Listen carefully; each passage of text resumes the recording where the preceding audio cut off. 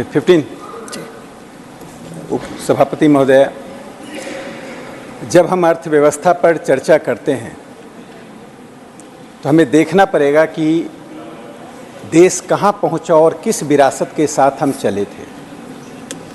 हमारे कांग्रेस के मित्र बैठे हुए हैं, यानी कांग्रेस परिवार वहाँ बैठी हुई है। अन्य दलें भी या तो उनके साथ थे या उन्हीं के गर्भ से निकली हुई पार्टियां हैं।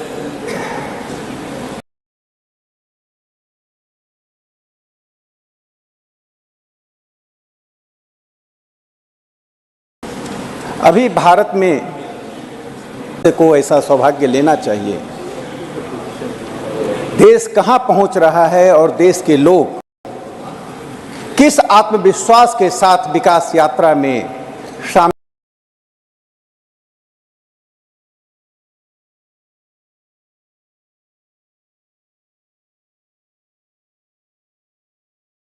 हैं, यह देख भवन गामा विकास यात्रा का रथ वहां पहुंचा था। सैकड़ों लोग आए थे, उसमें 80% महिलाएं थी। उनके आत्मविश्वास को मैं देख सकता था। उनमें से एक शोभा कुमारी जी से मैंने प्रश्नोत्तर किया। शोभा कुमारी उस भवन गामा गांव की थी जिनकी दादी और मां चूल्हे में गोईठे के साथ अपना जीवन बिताई थी। शोभा कुमारी को उज्ज्वला योजना का जो लाभ मिला, वो जिस आत्मविश्वास के साथ बता रही थी, मुझे ऐसा लगा प्रधानमंत्री नरेंद्र मोदी जी ने जो सबका साथ, सबका विश्वास, सबका प्रयास की बात कही थी, उसका साक्षात स्वरूप देखने को मिला। एक दूसरे गांव में मैं गया, वह बदौली गांव है। वहां सुनीता कुमारी जी से मैं मिला। सुनीता कुमारी की शिक्षा क्या थी मैं नहीं जानता हूं,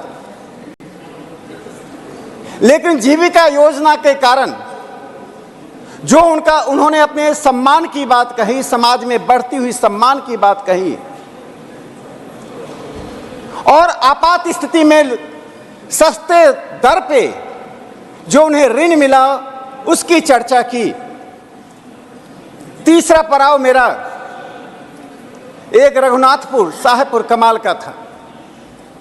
उसी जिले में साहेबपुर कमाल ब्लॉक में रघुनाथपुर करारी एक गांव है। वहां सुनीता कुमारी मिली। जब मैंने अपने भाषण में उस कहानी का जिक्र किया जिसको मैं टेलीविजन चैनल पर कई बार बोल चुका हूं, जब मैं छोटा था और मेरी मां गोईठे से चूल्हे में भोजन बना रही थी,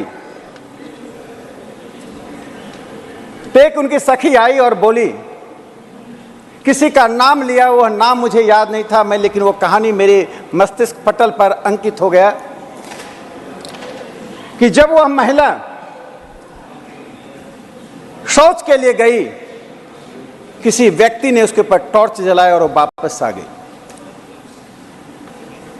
जब मैं ये कहानी बता रहा था तो महिलाओं के मैं दृश्य को देख रहा था और सबने कहा जो आपने सुनाया वैसी ही घटनाएं एक या दूसरे रूप में घटती रही। लेकिन प्रेमलता कुमारी जी से जब मैंने पूछा, उन्होंने कहा शौचालय मिलना मेरे जीवन और मेरे परिवार के लिए सबसे बड़ा सम्मान का विषय है।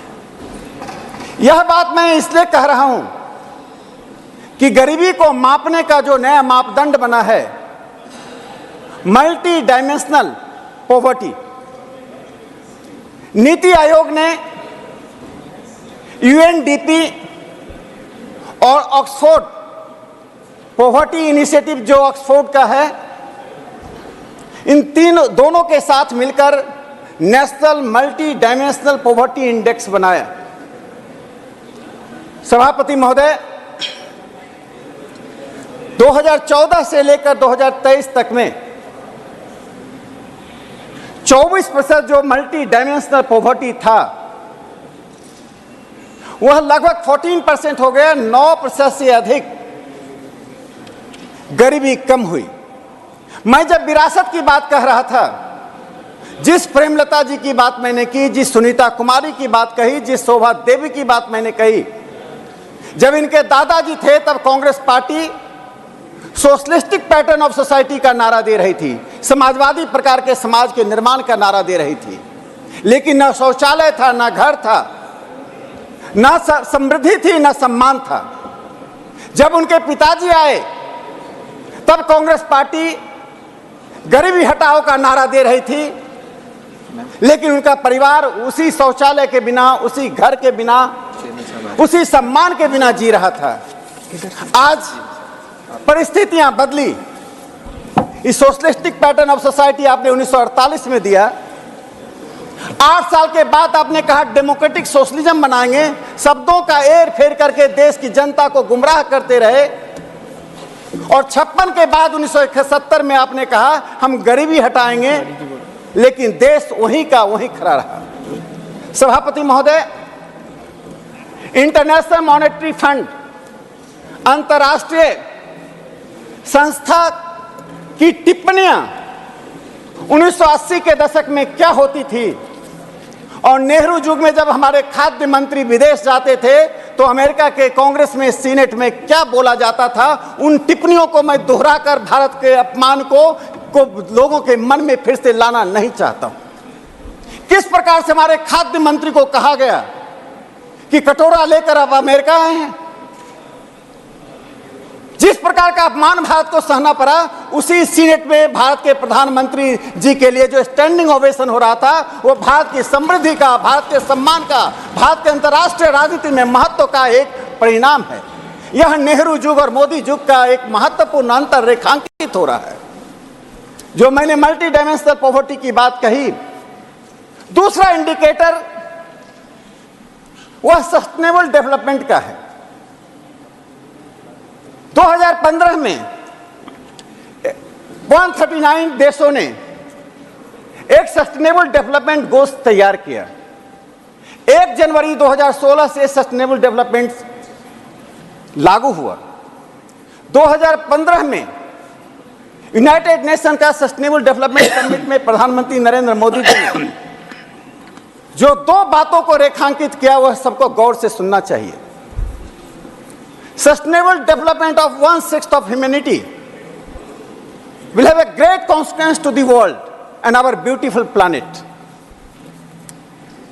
The world will be of fewer challenges and greater hopes. आज उस सस्टेनेबल डेवलपमेंट जिसका 2030 हमने एक समय निर्धारित किया है, पूरी दुनिया को सस्टेनेबल डेवलपमेंट में लाने के लिए इस देश को इस बात के लिए गर्व करना चाहिए, प्रधानमंत्री नरेंद्र मोदी जी के नेतृत्व में हमारी सरकार की आर्थिक कार्य संस्कृति, हमारी सरकार की उस दृष्टि के कारण आज जो गोल निर्धारित हुआ है, जो लक्ष्य निर्धारित हुआ है, उस लक्ष्य से हम आगे चल रहे हैं। 1.2 हम आगे चल रहे हैं और पूरी दुनिया देख रही है कि ब्राजील और साउथ अफ्रीका जैसे धनी देशों की तुलना में भारत 1.2 आगे है। यानी सस्टेनेबल डेवलपमेंट को हम 2030 से आने से पहले प्राप्त कर लें।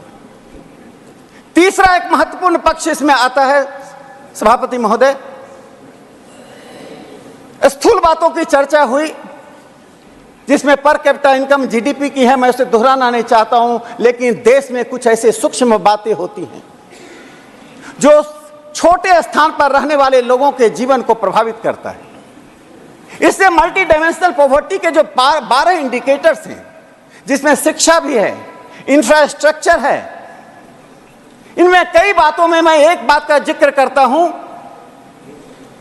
जन औषधि केंद्र।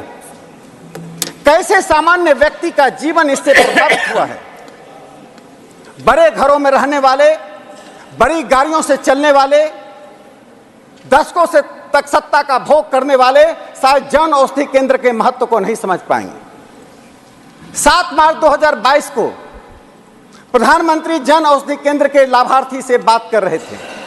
बात करते समय जिनका नाम था एंथोनी साहब से प्रधानमंत्री ने पूछा, वे पटना के थे, कि आपको क्या लाभ हुआ। जो एंथोनी ने कहा वह आंखें खोल देने वाली है। उन्हें प्रत्येक महीने 1200 से 1500 रुपए की दवाई खरीदनी पड़ती थी, जो सिर्फ 250 रुपए में हो रहा है। आज देश में 10,010 जन औषधि केंद्र खुल गए हैं। उसी बातचीत के क्रम में एक दूसरे लाभार्थी से जब प्रधानमंत्री जी ने पूछा, मिस्टर बेहेरा से, तो बेहेरा ने कहा कि प्रत्येक महीने उनकी बचत 2000 से 2500 रुपए तक हो रही है। जो लोग अर्थव्यवस्था के ऊंचे शिखर पर बैठे हुए हैं, उनके लिए शायद 2000 और 2500 रुपए प्रत्येक महीने का महत्व तो मालूम नहीं होगा, लेकिन जिन्होंने गरीबी में देखा है, गांव में रहे हैं, गरीबी से जो जूझते रहे हैं, उनके लिए 250 और 2000 2500 रुपए का महत्व है। भारत के प्रधानमंत्री नरेंद्र मोदी जी ने ऐसे तमाम लोगों को जन औषधि केंद्र से लाभान्वित किया है। एक दूसरा पक्ष देखिए, कैसी सूक्ष्म बातें देश के सम्मान को बढ़ाती हैं।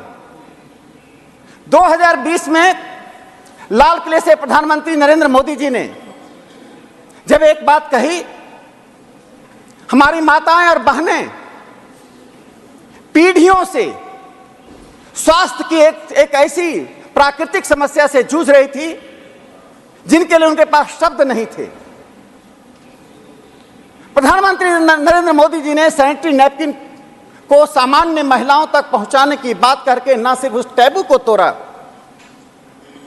आज जन औषधि केंद्र में, मैं आज से 6 महीने पहले की आंकड़ा बता रहा हूं, 21 करोड़ सैनिटरी नैपकिन सिर्फ जन औषधि केंद्र से बिका है। वहां जाने वाली जो महिलाएं हैं, वे अत्यंत ही सामान्य परिवार की डिप्राइव्ड महिलाएं हैं।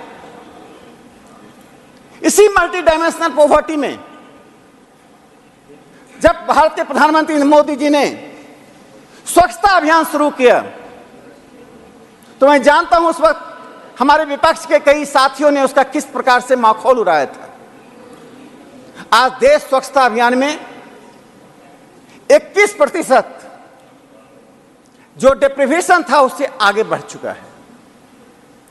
ठीक उसी प्रकार से फ्यूल डिप्रीवेशन में लगभग 14% आगे बढ़ चुका है। यह जो गरीबी दूर करने के लिए प्रधानमंत्री नरेंद्र मोदी जी की जो दृष्टि है, जो एक योजना है, उसका एक स्वरूप देखिए। आईएमएफ हम पर क्या टिप्पणी करता था, और आईएमएफ के अधिकारी हमारे बारे में अभी क्या कहा है। जब डीबीटी, डायरेक्ट बेनिफिट ट्रांसफर के बारे में उन्होंने कहा, यह एक चमत्कार, एक तार्किक चमत्कार है, इट इज लॉजिस्टिकल मार्वल। ऐसा क्यों कहा? मैं 2 आंकड़े आप सदन के सामने प्रस्तुत करना चाहता हूं। 2023-24 में 3,28,000 करोड़ का डीबीटी होने का अनुमान है। उससे जो एस्टिमेटेड सेविंग है, सिर्फ फर्टिलाइजर मिनिस्ट्री को 18,000 करोड़ की सेविंग है, रूरल डेवलपमेंट मिनिस्ट्री को 40,000 करोड़ की सेविंग है, पेट्रोलियम मिनिस्ट्री को 72,000 करोड़ की सेविंग है, और सबसे अधिक saving food and public distribution में 1,35,000 करोड़ की एस्टिमेटेड सेविंग है। यह जो होल इन दी बकेट, जो बाल्टी में छेद की कहानी कांग्रेस पार्टी रचती रही, जो ट्राइबल बेल्ट में पैसा जाता था, जिसके लिए रामदयाल मुंडा जी जो ट्राइबल स्कॉलर थे, उन्होंने कहा था, you are piping money in a leakage system.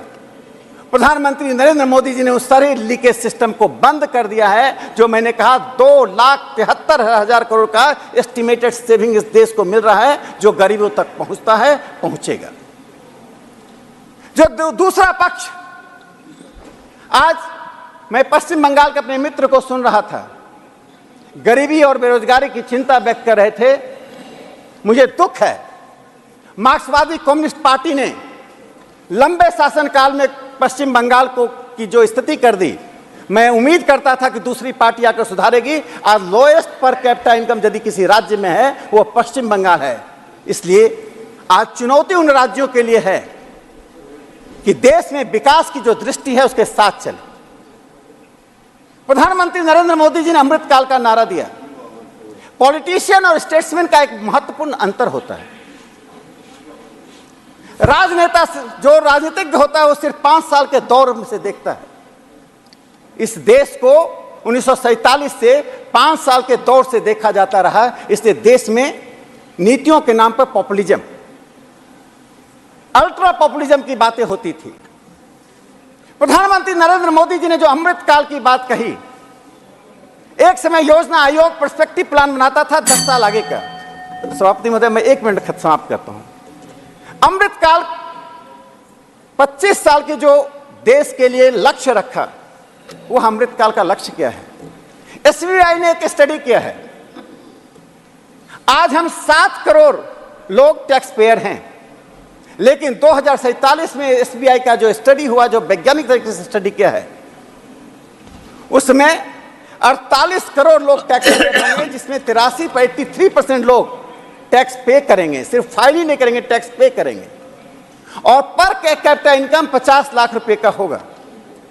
सभापति महोदय, जो मध्यम वर्ग का जो फलक बढ़ रहा है, आज भी 2047 तक 61% देश में मध्यम वर्ग होगा। इसलिए मैं कहना चाहता हूं कि राजनीति बदलती है, आप आलोचनात्मक रहें, लेकिन जब देश विकास के दौर से गुजर रहा है, जब दुनिया में भारत के प्रधानमंत्री जब जाते हैं, उस देश की प्रतिष्ठा बढ़ रही है, रिवर्स माइग्रेशन हो रहा है। जो इंजीनियर, डॉक्टर 47 के बाद से हमारे आईआईटी एनआईटी से पढ़कर, हमारे मेडिकल कॉलेज से पढ़कर अमेरिका और जापान और इंग्लैंड जाते थे, वे भारत की ओर आ रहे। पहली बार दुनिया के अखबार यह लिख रहा है कि reverse migration will make impact on silicon valley. ये इस स्थिति के कारण मैं भारत के प्रधानमंत्री नरेंद्र मोदी जी को साधुवाद देना चाहता हूं कि इस देश को प्रगति के पथ पर ले जाकर आज वहां खड़ा किया है जिसमें सबका साथ, सबका विश्वास, सबका विकास और सबका प्रयास है। इन्हीं शब्दों के साथ सभापति महोदय, बहुत बहुत धन्यवाद।